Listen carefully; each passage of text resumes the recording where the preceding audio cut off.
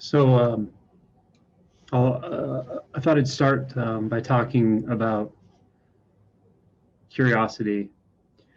I mentioned it a few days ago somewhere in one of the talks, I think, about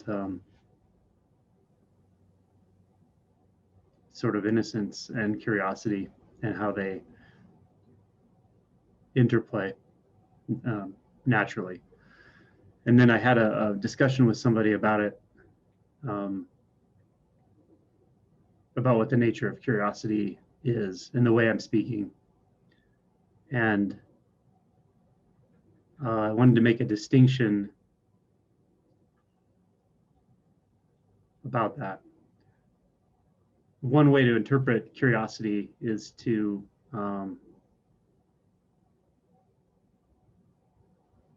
reference our interests. Like, I would be curious what it would be like to visit a country I haven't been to, Bali or something like that. Or I'm interested in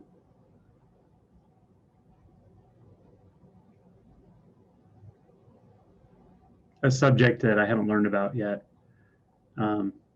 This kind of interest and curiosity is perfectly natural, of course, and very human.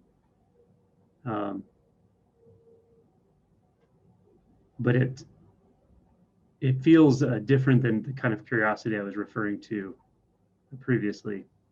It feels a bit more intellectual. You could say that sort of curiosity, which again is totally normal, it's not something I would suggest we try to eradicate or anything like that. It just arises when it does. But it's sort of a curiosity that remains in the realm of what we know. Like, I've traveled before, and I know the enjoyment of traveling and seeing a new place and having new experiences.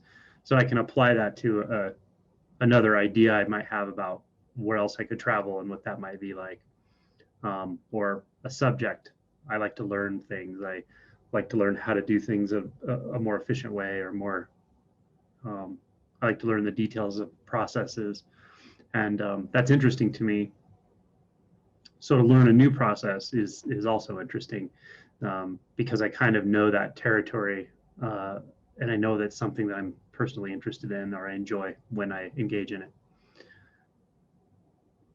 This type of curiosity that I was initially talking about, that I describe as arising in sort of the wonder of natural reality, is completely unknown. It's the curiosity of the unknowable. It's a curiosity that can never, you don't have to cultivate it. You don't have to stir the fire. It's already on fire because you can't know anything about it. You can't know the first thing about it.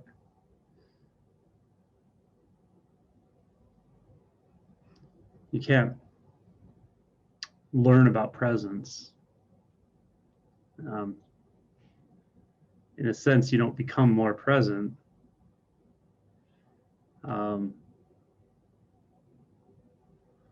But you can synchronize with it or attune to it somehow, or perhaps presence attunes this moment to itself. But it's an immediate, unknowable participation in the aliveness that's only right now. And there's a fascination and a curiosity that naturally emanates from that, from this.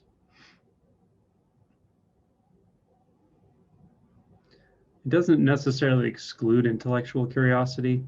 Sometimes intellectual curiosity is our entry point into this far more vast, more ineffable, more free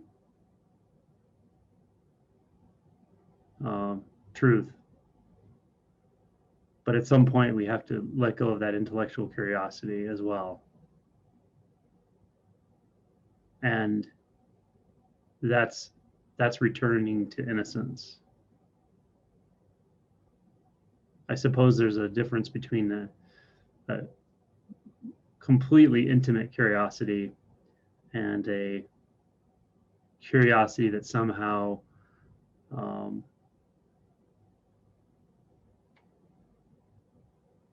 emanates from the self or the personality.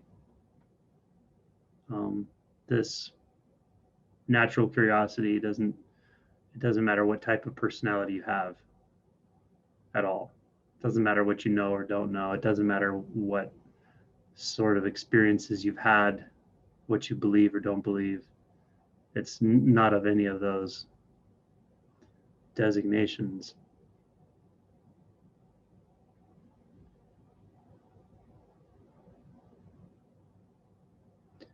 In the more extreme forms, the ego or the thought system can have kind of an arrogance to it. Really, that's when there's identity tied up into it, and some avoidance patterns usually there as well to avoid often the intimacy with emotion, the emotion body, the energetic fields in the body. Sort of a belief that the way I think the world is, the way I think the world should be, and the way I think I am and how things are is more important than the way they actually are. As silly as that sounds, we have a tendency to operate that way sometimes. So what's missing there, I think, is the innocence.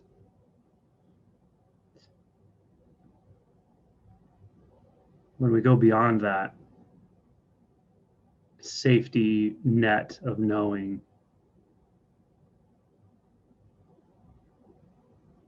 the safety net of being able to tie it back into the identity, my identity, what I know, where I feel safe. When we step beyond that safety net, we step beyond the boundaries of life and death even, or beyond the confines of what we think our life is and what we think death is. Now we're in that realm of mystery. And you can't help but be curious about it endlessly. It doesn't matter how much contact you've had with it, although in truth, there's never a time when you're out of contact with it. But I suppose you can have more or less knowing contact with it or aware contact with it. But it doesn't really matter how much or how enlightened or any of that. As far as the curiosity is concerned, it's always there. In fact, it becomes deeper and more unguarded, more open, more enjoyable, this curiosity. We spend so much time thinking in life, thinking that we'll feel better or we'll be satisfied when we finally know, or we arrive in a place of knowing or stability, safety, security. And so it's quite surprising when we find that the deep, profound joy and peace seem to reside where there's a total mystery, where we're in contact with what we can't know, because knowing is too much distance. We'd have to separate, form of view, and reorient to become aware of.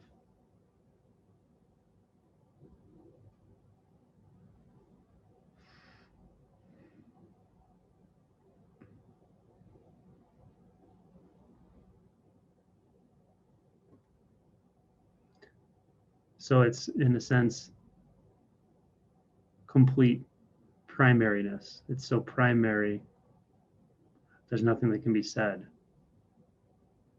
And it's not a state. It's not later. It's not an it. We feel it, we see it, we taste it.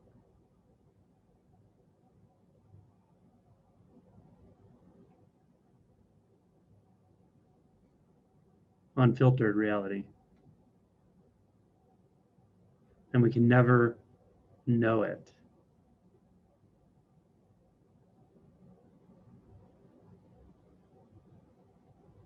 And yet there's no need to know anything at all. There's nothing to want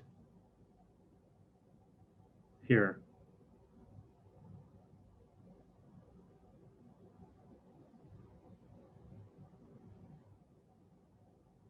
Not apartness or not to, non-dual.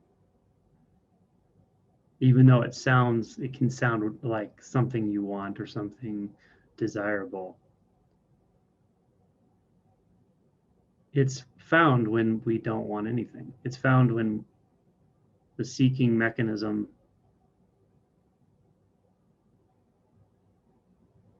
kind of stops.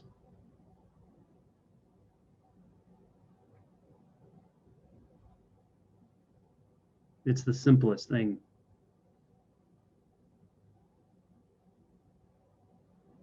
To find what's the most simple, what's the most immediate. Really, what's the most accessible? And then just stop there. But don't stop through effort.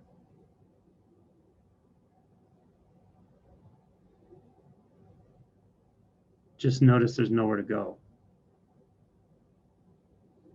We have to imagine something to need before we start needing it. We have to imagine something to seek before we start seeking it. We have to imagine time and space for there to be seeking or avoidance. So recognize what doesn't have to be imagined and also what can't be imagined. And you're there. But don't try to know it. Don't try to conceptualize or model it or map it or talk about it to yourself or anyone else.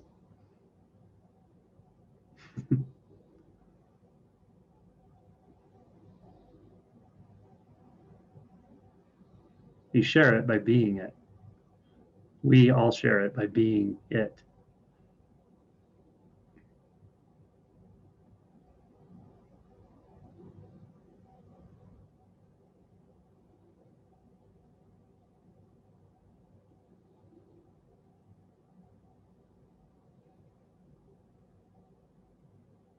When we talk about the senses, or like in guided meditations, we refer to the non-dual or point to the non-dual,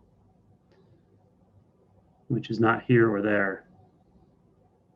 It's too close for either of those. It's not in any category of distance or description.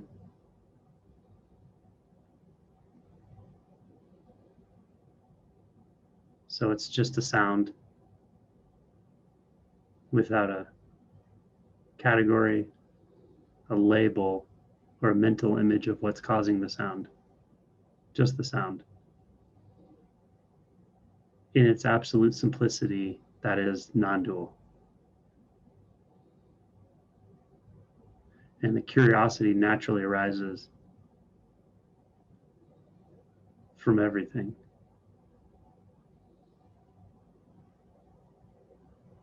We have a new puppy around, so it's fun to hold the puppy and play with the puppy and watch it do what it does. And while it can be frustrating at times, it's also wonderful to just watch it move, feel it. And it's interesting because this nurturing instinct we have, if you really look through that and feel the puppy through that, there's definitely a curiosity there of like, what is this? What is it? What is animating this?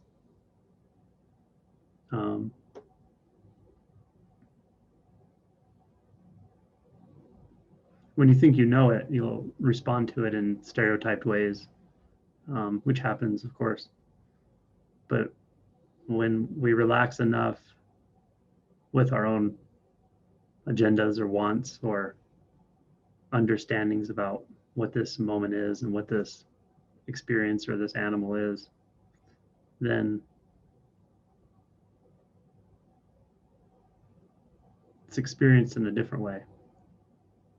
It's experienced in wonder, and we meet that wonder. We are the wonder.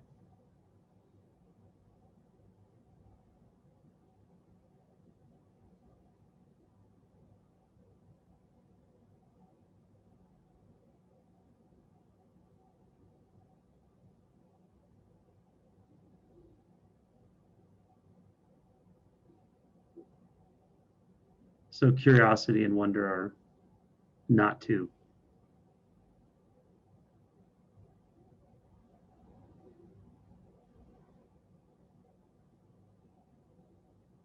We can't blame curiosity for the fact that we try to satisfy it.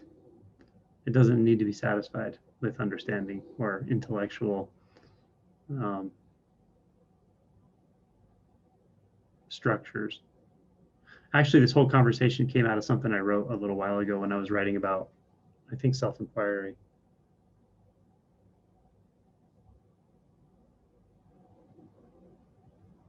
But what I noticed when I was writing that, I recognized this something I hadn't quite seen in this way before, and that is without realizing it, I think we circumvent our natural curiosity.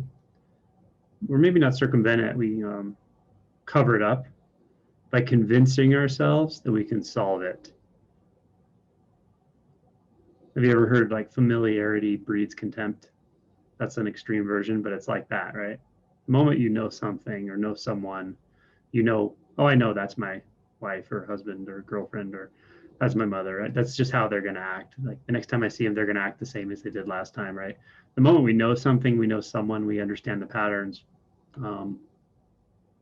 we miss something. We start missing something. We miss out on the naturalness, the curiosity, the wonder.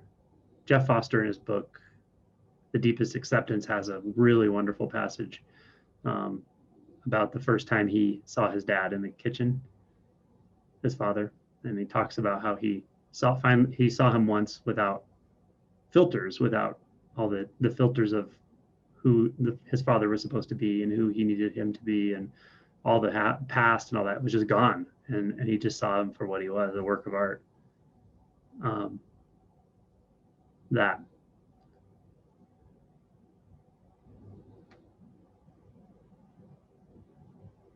this is how we look on each moment with fresh eyes when we regain our curiosity by seeing that we can never really hide it. We can never,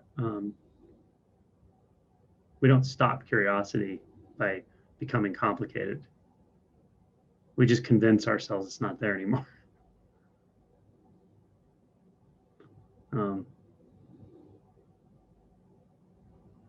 When we tell ourselves, oh, I know about that already, that doesn't make it go away. It doesn't make curiosity disappear. It doesn't make natural wonder disappear. It just kind of turns our attention from it. And then we have to keep our attention away from it with the next thought, the next belief, and the next mental construct about me and my life and what's coming next and my plans, and on and on and on and on.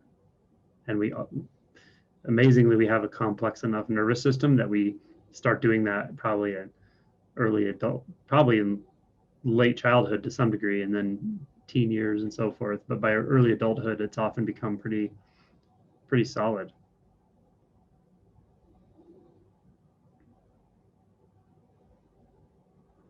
but the innocence and mystery and curiosity are always right here.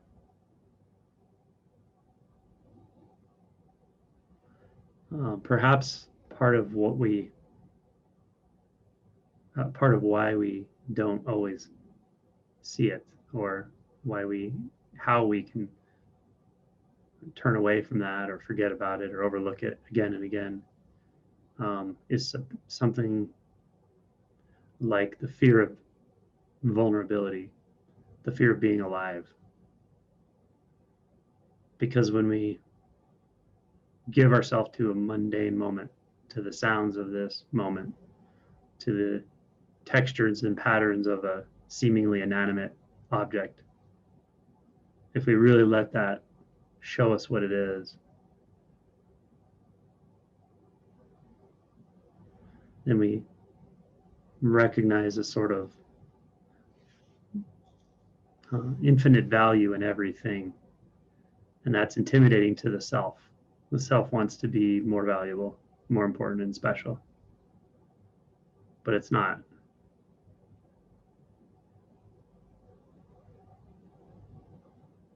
Specialness and infinite value are everywhere. We can't decide what has the value and what doesn't. That's the arrogance of ego.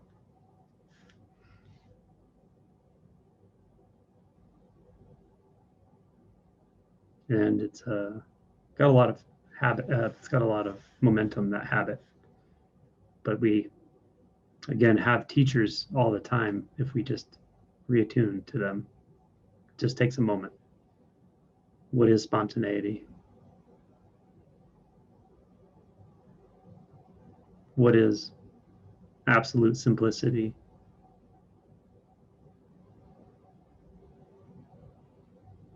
What is innocence?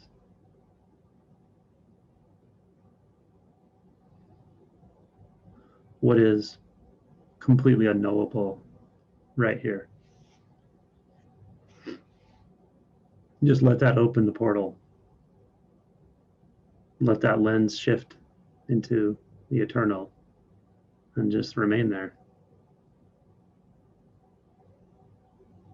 You can remain there as you walk and talk and sit and stand and fall into sleep and wake up.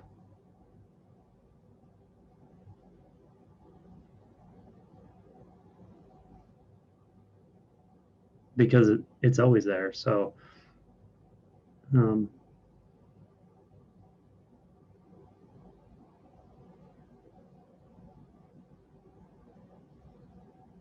so the access is unending. This is, in a way, why we have to come to an end to the spiritual seeking process at some point, at least as an individual. Because seeking assumes that it's going to be later, or when I find the right teacher, or when I meditate enough, or have enough awakenings, or whatever, experiential insight, when I see everything as non-dual, whatever our beliefs are about that stuff. It clouds the truth that non-dual just is. The not-to-ness, the non-spacious nature of a sound or a sensation or a form, visual image. It just is. You won't find it later. You won't find anything later because there is no later to find it in. It's all right here. So that kind of puts an end to the seeking in a way, right? Now, to tie this a little bit into a question that was asked yesterday during question and answer, which was a really good question, and points to something that maybe I should say a little more often, and that is, there's a time for everything. There's the timing of things, the synchronicity sometimes requires us to put forth effort, even if we feel like we're kind of overexerting, overcompensating. But when we do that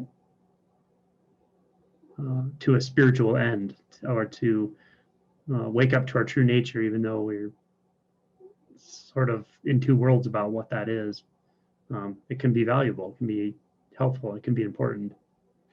But it's also not incompatible with what I'm talking about here, because all of that also happens in and as this presence. So if we feel like exerting effort, give ourselves permission to exert effort, pushing through, breaching that veil however we can.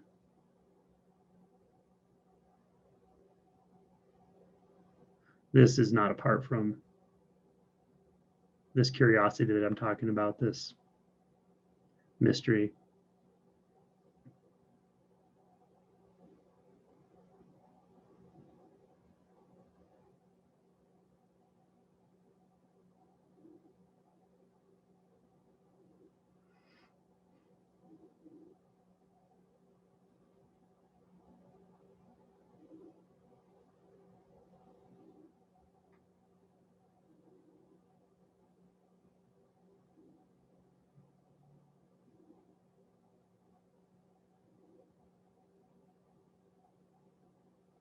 And it's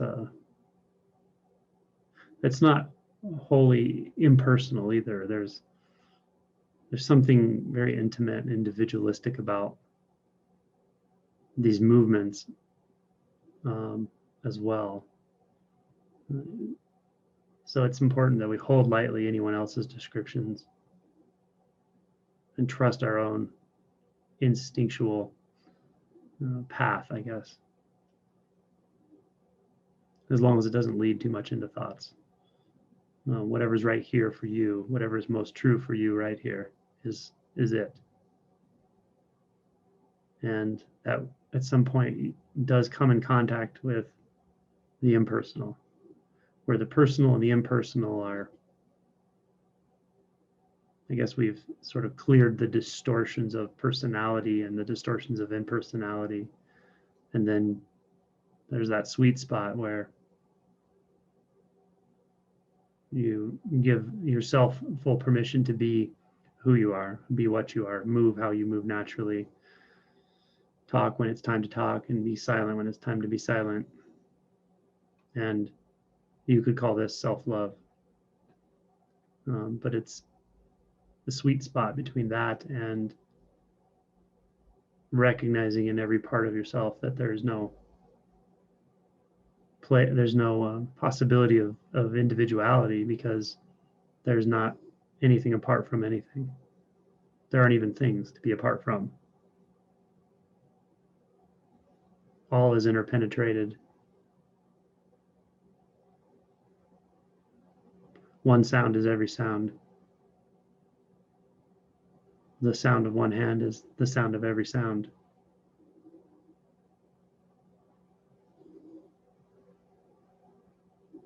Moo sitting in a chair is moo on a mountaintop. No differentiation. And these two realities work perfectly together. In fact, the only way each one can work and function effortlessly and naturally is when it's not apart from the other. Emptiness not apart from form, and form not apart from emptiness. This is natural functioning, like the Shin Shin Ming we read last night, the Affirming Faith and Mind writings.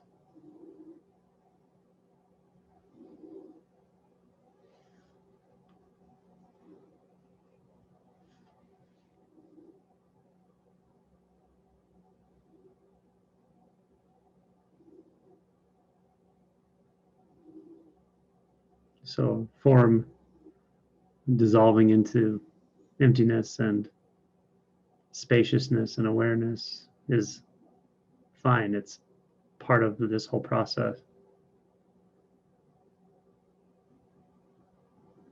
And then finding again the empty nature of form itself when we're not in deep meditation or deep samadhi, or walking around doing day-to-day activities. It's a whole different sort of penetration. They often come in that order, but they don't always. Well, they generally come in that order. But at some point, even those can't be pulled apart at all.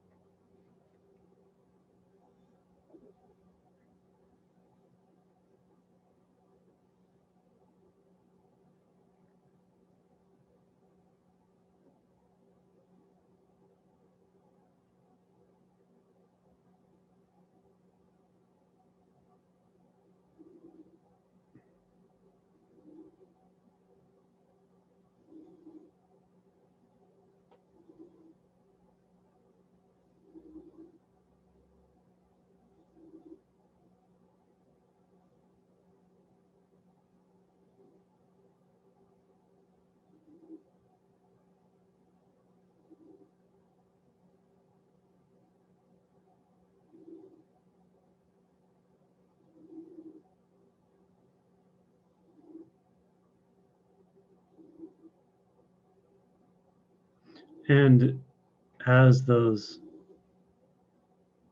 seeming phases, the yin and yang perhaps, or the dissolution, the emptiness, and the textures, the radiant textures of intimacy, the personal and the radically impersonal, as they interpenetrate more and more through willingness to be on either side, in either conformation, willingness to allow the natural synchronicities to truly guide our experience moment to moment, then it feels far less like now there's samadhi, and now there's texture, and now there's walking, and now there's working, and now there's sitting, and now there's play, even though those are made of non-dual sense phenomenon. The experience of shifting between even dissolves, and it's like a singularity maybe, but not in time or space. Perhaps it's like unity, but to put it in a simple way, it's more like, instead of moving through the universe, interacting with things, it's just the universe is all here. You could say it's moving through you, but there's not a you for it to move through. There's not a space in which any of this is happening. It's just that there's nowhere to go. There's nowhere you could go. There's no desire to be any one or anything or any way, or more in form or more in emptiness. Those fixations are freed. They're unbound now. And I see a few references to this in different ways. It could be called maximum exertion, although that sounds kind of strange, like you're exerting effort. It's not any effort on your part. It's the whole universe coming forth to create this one experience. Another way of describing it is Adyashanti, his book called Emptiness Dancing. It's literally that's what he's talking about, is the emptiness dancing, walking, talking. Or you realize the mountain of emptiness. And it's just another degree of peace.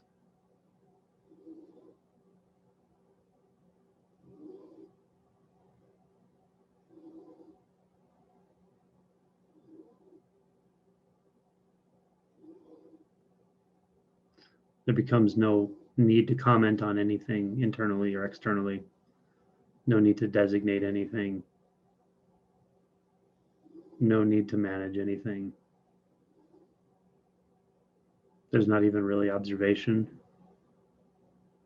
maybe just more like participation. But it can't be other than this. And if there's a sense of otherness, then that's perfectly okay. That's where attention will move.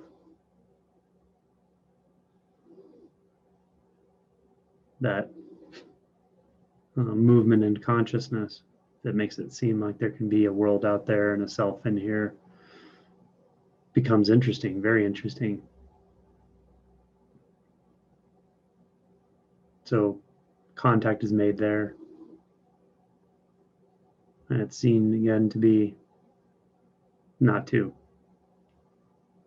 It's a false alarm. There's no world, no problem. Nothing needs a solution. Nothing needs to be commented on.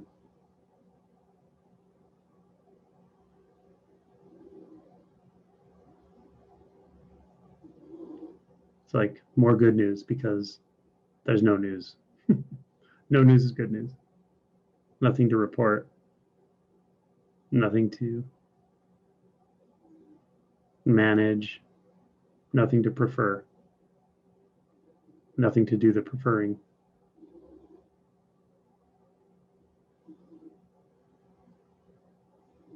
And then the natural wholeness or unity emanates from every quanta of experience. This is not in time, and this is not happening in space. It's too close for that. Space, the mental construct of space spreads everything out, so there's separation. There's not separation here. There's no spreading. There's no comparison. There's no otherness.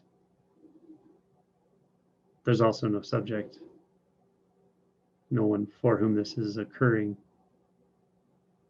because that would start to suggest separation. Because if this is occurring for someone, for me, then that me can have preferences about how it occurs, but it's not like that.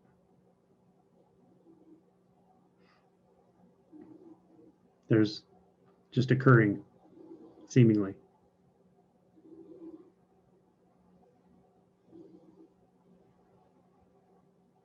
But it's disappearing just as fast. It's going, dissipating, dissolving, reforming.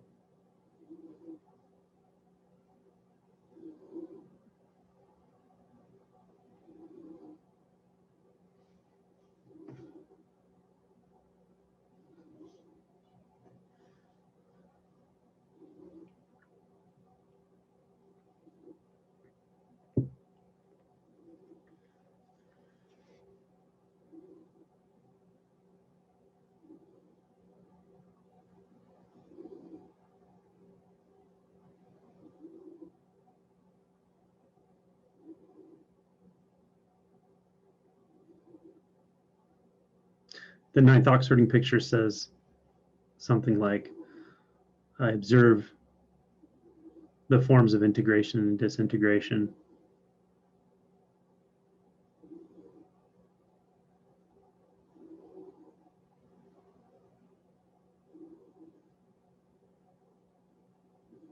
That which was never formed need not be reformed. This means we don't need a manager. We don't need to become We don't need to reform ourselves into a more awake person, more relaxed person.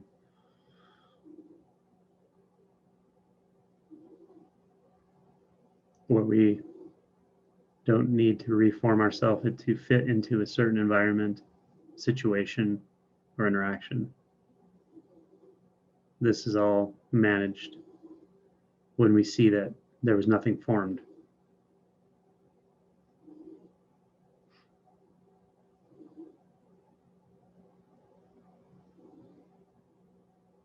Nothing comes fully into form because it's always changing, shifting, moving, fluxing, dissolving.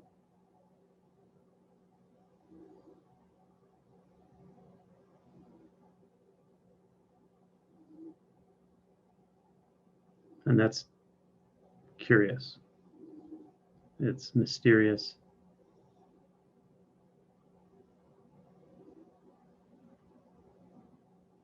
When we rid ourselves of the arena of knowing, which is time and space and preference,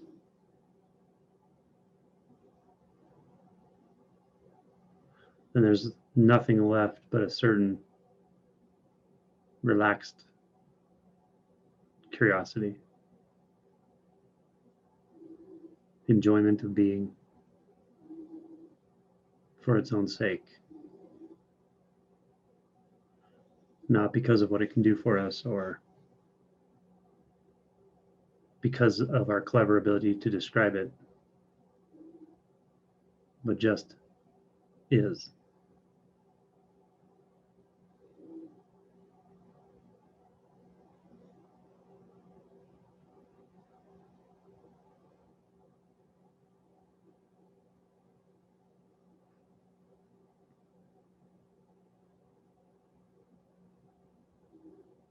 Okay, that's everything